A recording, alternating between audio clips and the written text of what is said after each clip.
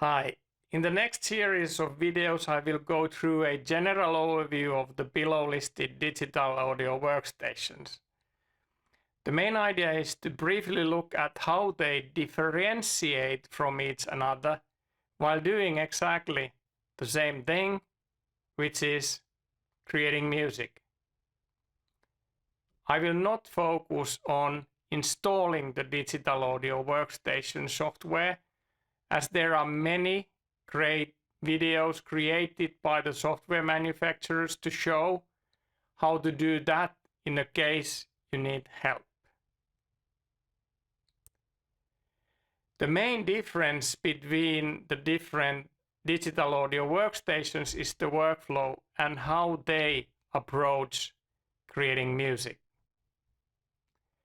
When some DAWs or digital audio workstations are focusing more on recording, mixing and mastering, others might be better in creating music ideas. Let's start with the Ableton Live general overview and see how it looks like and how it works in high level.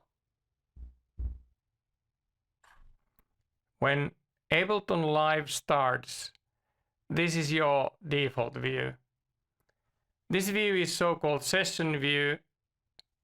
What is great about Ableton Live is that it's very compact in many ways and you don't have many floating windows. Everything is pretty much here. When you press a tab key, you will see the second view, which is the arrangement view.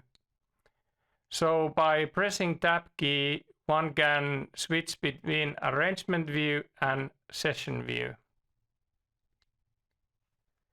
Arrangement view is the one that most digital audio workstations have. So in principle, you work in a linear mode and you create the song from the start to an end. Session view is used for non-linear creation and idea generation, so it's actually pretty great in my opinion. In Ableton Live you have 3 different tracks that you can create. Those are audio track, MIDI track, return track. Later we will dive more deeply into them and see how to use them. On the left hand side you have the browser. In the Ableton Live browser you can browse all the content, being those audio files, instruments, effects, or your own content. From the browser you can easily drag and drop things into your tracks. This is a very neat feature and makes the creation of music fluent. For example, if you want to bring in an instrument,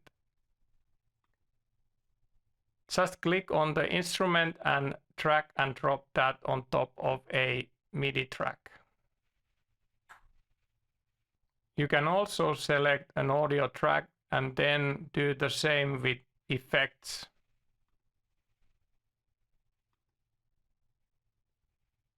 So let's bring in, for example, a compressor. When you drag and drop instruments or effects to a track, you can see them underneath in a detail view. In the detail view, you see all the effects in the order of the channel chain.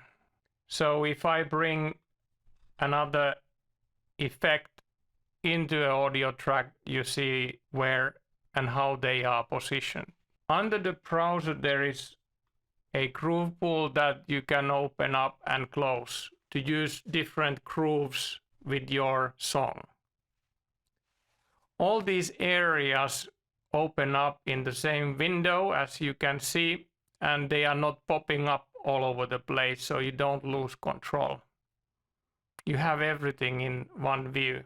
Also, if you create a MIDI clip by double clicking on an empty slot in a session view, Live will open up an editor for you.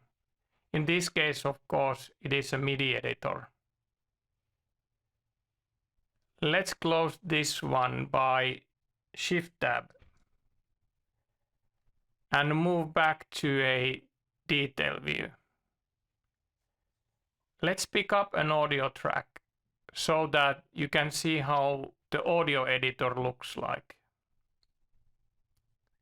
I will bring in a audio sample, and then by double clicking it, it will open up an audio editor. Let's close this editor again by Shift Tab. So now we have been through all the different views that you have in Ableton Live. There is one more thing with Ableton Live, and that is that you can open up a second window which will always display an opposite for your main window.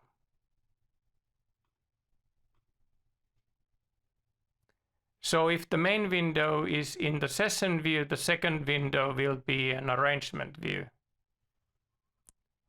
And then, of course, by pressing a tab, it will change the view of a main window as well as the second window. In case you have a dual monitor setup, you can open up the second window into your second monitor. This will now conclude the general overview of Ableton Live. To see how the other digital audio workstations work, subscribe with a notification bell for the channel. Next we will dive into Pro Tools, so stay tuned. Thanks for watching.